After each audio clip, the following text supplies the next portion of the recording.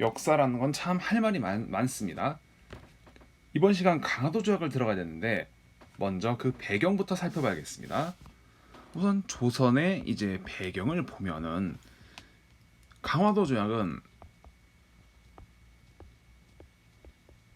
1876년에 벌어진 사건이 됩니다. 그러면 이 1876년 이전 조선에서는 가장 큰 변화가 일어났는데 흥선대원군이 권력에서 이제 밀려납니다. 흥선대원군 실각 혹은 하야라고도 하는데 어쨌든 권력에서 밀려났습니다.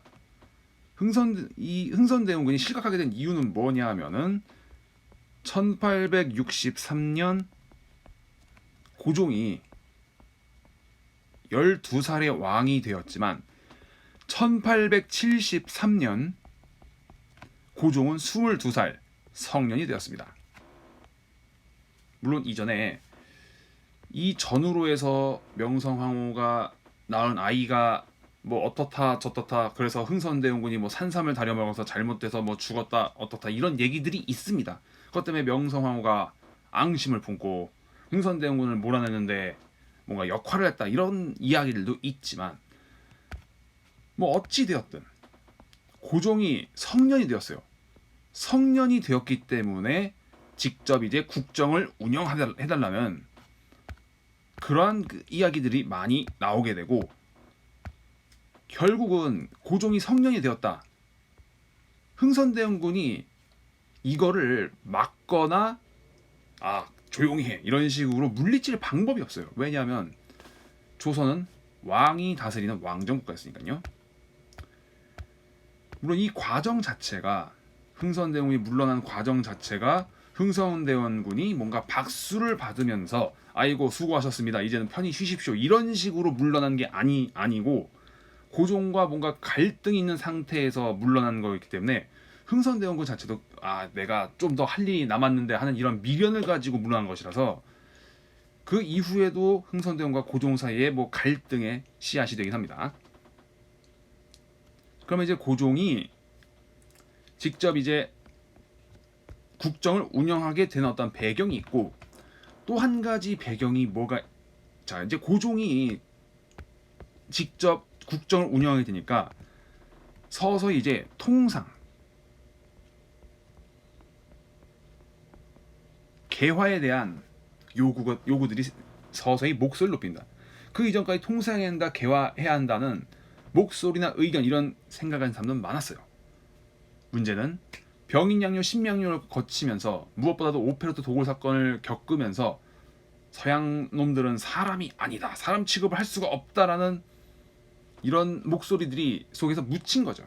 묻혔기 때문에 흥선대원군이 집권하고 있을 동안은 이 얘기를 쉽사리 꺼낼 수가 없었습니다. 이제 흥선대원군이 물러갔습니다. 고종이 친정을 하게 됐어요.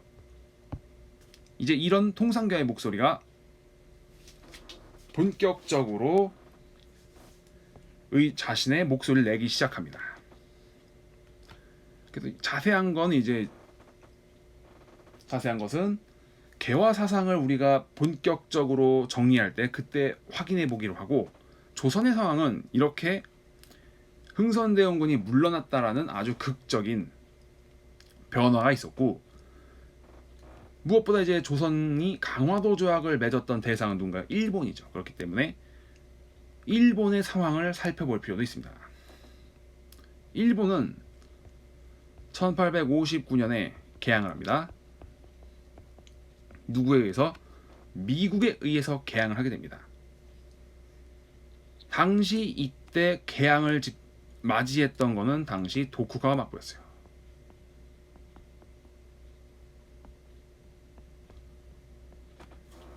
한포로 무력적으로 이제 개항을 당했기 때문에 어떻게 보면 적절한 대처라 볼 수도 없었고 이 때문에 막부가 과연 이대로 나라를 맡겨도 되느냐라는 그러한 우려가 이제 생겼고 도쿠가와 막부는 안 된다. 뭐 고유명사니 일단 고유명사의 개념으로 텐노라고 쓰겠습니다. 텐노 중심으로 나라를 바꿔야 된다.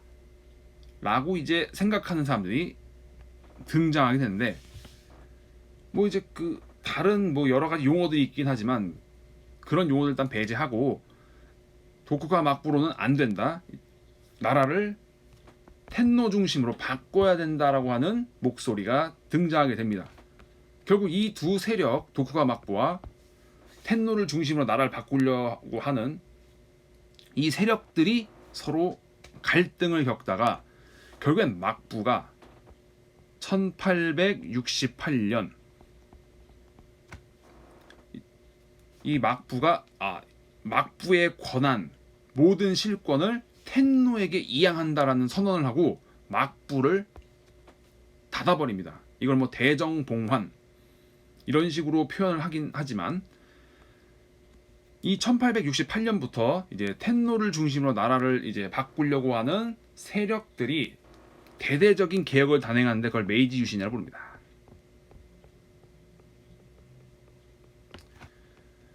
자, 입헌군주제. 왕은 그대로 두고 내각 총리 대신, 그러니까 수상이라고 하는 이 사람이 국정을 총괄하는 그러한 오늘날의 제도로서 정치 체제를 바꾸게 되고, 그리고 산업을 진흥시키고 또 교육을 일단 진흥시키게 됩니다. 이런 것들을 바탕으로 해서 일본의 군사력을 강화시켜 갑니다. 그러면서 서서히 이제 외국과의 이제 불평등 조약 같은 것들을 하나하나 개선해 갑니다. 불평등 조약 개선 시도, 이러한 것들을 이제 개선을 시도하는데, 근데 문제는 뭐냐면 일본이 이런 식으로 메이지 유신에 성공하다 보니까 일본에선 어떤 목소리가 나면 정한론이라는 주장이 제기됩니다. 정한론.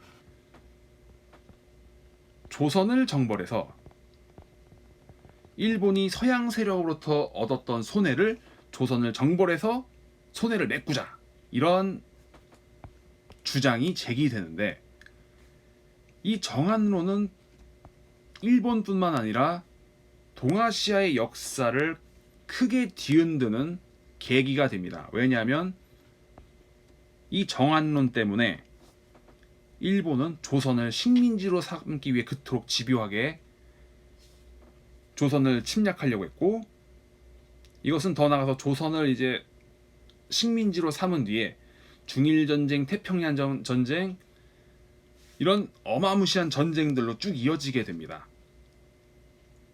이런 피해자, 그런 두 전쟁으로 입은 피해가 아직도 일본은 우리는 뭐 잘못 없다, 이런 식으로 발뺌을 하게 되는데, 어떻게 보면은 동아시아 전체가